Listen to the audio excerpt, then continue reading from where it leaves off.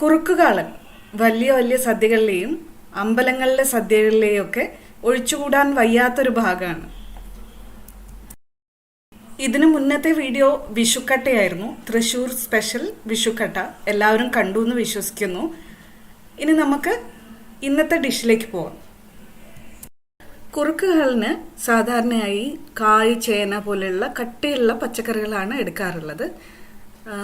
ഇങ്ങനെ അല്ലാതെ വെറും കായ് ഉപയോഗിച്ച് നേന്ത്രക്കായ് ഉപയോഗിച്ചും വെറും ചേന ഉപയോഗിച്ചും രണ്ടും കൂടി മിക്സ് ചെയ്തും ഇത് രണ്ടും തമ്മിലുള്ള അളവുകളിൽ മാറ്റം വരുത്തിയും ഒക്കെ കുറുക്കുകാളൻ ഉണ്ടാക്കാറുണ്ട്.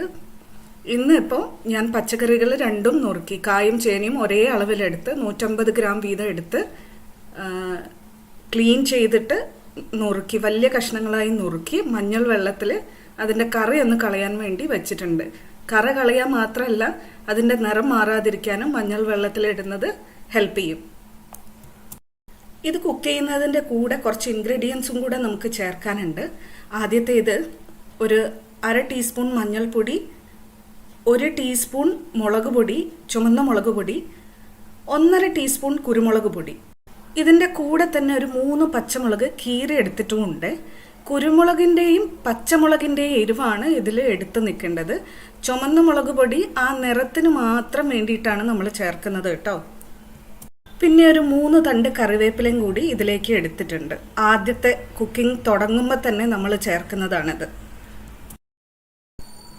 കുക്ക് ചെയ്യാനായിട്ട് ഞാനൊരു മൺപാത്രമാണ് ഇവിടെ എടുത്തിട്ടുള്ളത്. അതിലേക്ക് നമ്മൾ മുറിച്ചു വെച്ച കഷ്ണങ്ങളും മസാലപ്പൊടികളും കറിവേപ്പിലയും പച്ചമുളകും എല്ലാം കൂടെ ചേർത്ത് പച്ചക്കറിയുടെ ലെവലിനനുസരിച്ച് വെള്ളവും ചേർത്ത് കൊടുക്കുക. എന്നിട്ട് നേരെ അടുപ്പത്തേക്ക് മാറ്റാം. ഇതിലെ ചേന ചിലപ്പം നമ്മളെ പറ്റിക്കാൻ സാധ്യതയുണ്ട്. അപ്പോൾ കുക്കാവാതെ കിടക്കും. അപ്പം വേണമെങ്കിൽ വെള്ളം നമുക്ക് പിന്നീട് ചേർത്ത് കൊടുക്കാം. പാകത്തിന് വെള്ളം കൂടെ ഒഴിച്ചു കൊടുക്കുന്നുണ്ട്. കുക്ക് ചെയ്യുന്ന സമയത്ത് അടിയിൽ കഷ്ണങ്ങൾ പറ്റിപ്പിടിക്കുന്നില്ല എന്ന് ഉറപ്പ് വരുത്തണം. വേണമെങ്കിൽ എക്സ്ട്രാ വെള്ളം ഒഴിച്ചു കൊടുക്കുകയും വേണം കേട്ടോ. കുക്ക് ചെയ്യുന്ന സമയത്ത് അടിയിൽ കഷ്ണങ്ങൾ പറ്റിപ്പിടിക്കുന്നില്ല എന്ന് ഉറപ്പ് വരുത്തണം. വേണമെങ്കിൽ എക്സ്ട്രാ വെള്ളം ഒഴിച്ചു കൊടുക്കുകയും വേണം കേട്ടോ. അപ്പോഴേക്കും നമുക്ക് ഇതിലേക്ക് വേണ്ട തേങ്ങ അരപ്പ് തയ്യാറാക്കാം. ഇതിലേക്ക് ഒരു 1.5 കപ്പോളം തേങ്ങ എടുത്തിട്ടുണ്ട്. അതിലേക്ക് ഒരു ടീസ്പൂൺ ജീരകവും കൂടെ ചേർത്ത് നമുക്ക് നന്നായിട്ട് അരച്ചെടുക്കാം. അധികം സ്മൂത്തായിട്ടും അരയ്ക്കേണ്ട, എന്നാൽ അധികം കോഴ്സായിട്ടും അരയ്ക്കേണ്ട, അധികം തരിതരിപ്പായിട്ടും അരയ്ക്കേണ്ട, ഒരു മീഡിയം രീതിയിൽ അരച്ചെടുക്കാം. ഇതേപോലെ കുറുക്കുകാളന് എപ്പോഴും ഈ ഒരു രീതിയിലാണ് നമുക്ക് അരച്ചെടുക്കേണ്ടത്. ഇനി നമുക്ക് പച്ചക്കറി വെന്തോന്ന് നോക്കാം. പച്ചക്കറി അടപ്പ് തുറന്നപ്പം മനസ്സിലായിട്ടുണ്ട്, ഒരു പകുതി വേവേ ആയിട്ടുള്ളൂ. കറക്റ്റാണ്. നമുക്ക് ഇപ്പോൾ ഉപ്പ് ചേർക്കാനുള്ള സമയമാണ്. ഉപ്പ് ചേർത്ത് കൊടുക്കുക പാകത്തിന്. കൂടെ വെള്ളം വേണമെങ്കിൽ അതും ചേർത്ത് കൊടുക്കാം. ഇപ്പം എനിക്കിത് കണ്ടപ്പോൾ മനസ്സിലായിട്ടുണ്ട് വെള്ളം ചേർത്ത് കൊടുക്കണമെന്ന്. വെള്ളം കൂടെ ചേർത്ത് കൊടുക്കുന്നുണ്ട് കേട്ടോ എക്സ്ട്രാ, ഇല്ലെങ്കിൽ അടിയിൽ പറ്റിപ്പിടിക്കും. വീണ്ടും അടച്ചു വെച്ച് വേവിക്കാം കേട്ടോ. ഇനി പച്ചക്കറി വേവുന്നവരെ തന്നെ നമുക്ക് വേവിക്കണം. ഇനി അടുത്തത് ഇതിലേക്ക് നമുക്ക് ചേർക്കാനുള്ളത് നല്ല പുളിയുള്ളതോ അല്ലെ മീഡിയം പുളിയുള്ളതോ ആയിട്ടുള്ള തൈരാണ്. തൈരൊന്ന് അടിച്ചെടുത്തിട്ടുണ്ട്. പക്ഷെ ചേർക്കുമ്പോൾ നമ്മൾ ഇതിലേക്ക് ചേർക്കുന്ന തൈര് റൂം ടെമ്പറേച്ചറിലായിരിക്കണം. നല്ല ഫ്രിഡ്ജിൽ വെച്ച് അതേപടി എടുത്ത തൈരാവരുത്. റൂം ടെമ്പറേച്ചറിലുള്ള തൈരായിരിക്കണം കേട്ടോ. ഒരു 1/2 ലിറ്റർ എടുത്തിട്ടുണ്ട്.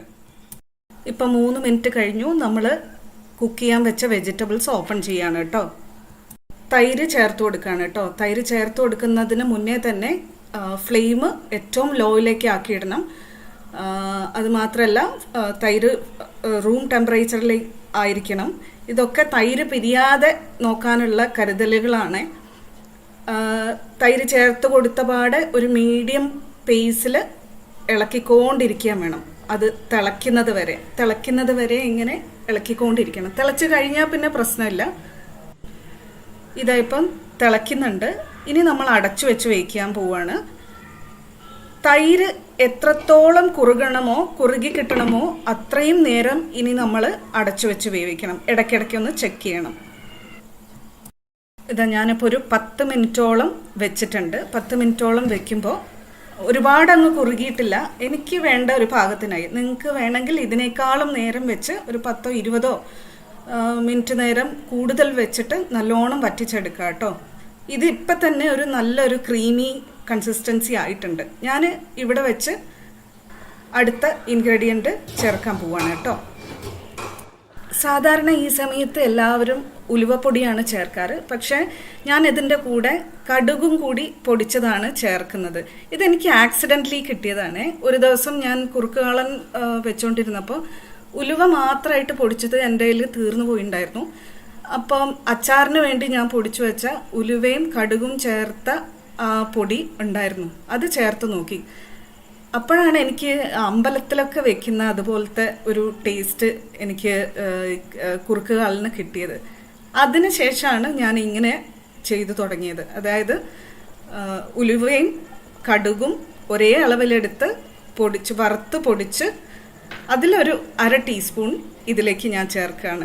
അങ്ങനെയാണ് ഞാനിപ്പോൾ കുറുക്കുകാളൻ വെക്കാറ്. നല്ല ടേസ്റ്റാണ് കേട്ടോ, ഒന്ന് ട്രൈ ചെയ്ത് നോക്കണേ. ഉലുവയും കടുകും ചേർത്തിട്ട് ഇളക്കി കൊടുക്കുക. അതൊന്ന് ഒരു 10 സെക്കൻഡ് തിളയ്ക്കുമ്പോഴത്തേക്കും നമുക്ക് ഇതിലേക്ക് തേങ്ങ അരച്ച് വെച്ചത് അതും കൂടെ ചേർത്ത് കൊടുക്കുക കേട്ടോ. ചേർത്ത് കൊടുത്തിട്ട് നന്നായി ഇളക്കി കൊടുക്കുക. ഇപ്പോൾ കുറച്ച് വാട്ടറി ആയിട്ടാണ് കാണുന്നതെങ്കിലും നമ്മൾ ഉണ്ടാക്കി 1 മണിക്കൂർ കഴിയുമ്പോഴത്തേക്കും മൺപാത്രത്തിലിരുന്ന് അതൊന്ന് നല്ലോണം വറ്റും. അത് കുറച്ചുകൂടി കട്ടിയാവും. തേങ്ങ ചേർത്ത് നന്നായി ഇളക്കി കൊടുത്തതിന് ശേഷം 1 മിനിറ്റ് മുതൽ 2 മിനിറ്റ് വരെ ഒന്ന് കുക്ക് ചെയ്യാൻ വെക്കാം കേട്ടോ, ചെറുതീയിൽ. കുറുക്കുകാളൻ എന്നുള്ള പേര് വരാൻ കാരണം തൈര് നന്നായി കുറുക്കി എടുത്തിട്ടാണ് നമ്മളിത് ഉണ്ടാക്കുന്നത്. അതുകൊണ്ടാണ് കുറുക്കുകാളൻ എന്നുള്ള പേര് വന്നതെന്നാണ് ഞാൻ കേട്ടിട്ടുള്ളത്. ഇതാ തേങ്ങ ഇപ്പം വെന്തിട്ടുണ്ട്. ഇനി നമുക്കിതിലേക്ക് താളിക്കാൻ വേണ്ടി ഒരു പാൻ അടുപ്പത്ത് വെച്ചിട്ടുണ്ട്. 3 ടീസ്പൂൺ വെളിച്ചെണ്ണ ഒഴിച്ചു കൊടുത്തിട്ടുണ്ട്. അതിലേക്ക് ഒരു 1/2 ടീസ്പൂൺ നെയ്യും കൂടെ ഒഴിച്ചു കൊടുത്തിട്ടുണ്ട്. അതൊരു നല്ലൊരു ഫ്രാഗ്രൻസ് തരും ഈ കറിക്ക്, കുറുക്കുകാളന്.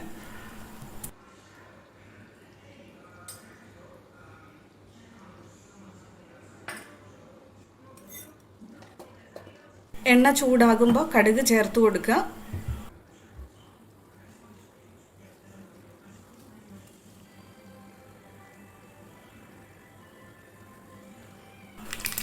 കടുക് പൊട്ടിത്തുടങ്ങുമ്പോൾ വറ്റൽമുളകും കറിവേപ്പിലയും ചേർത്ത് കൊടുക്കുക. ഞാൻ നല്ലോണം കറിവേപ്പില ചേർത്ത് കൊടുക്കുന്നുണ്ട് ഇതിലേക്ക്. ഒരു ടേസ്റ്റാണ്.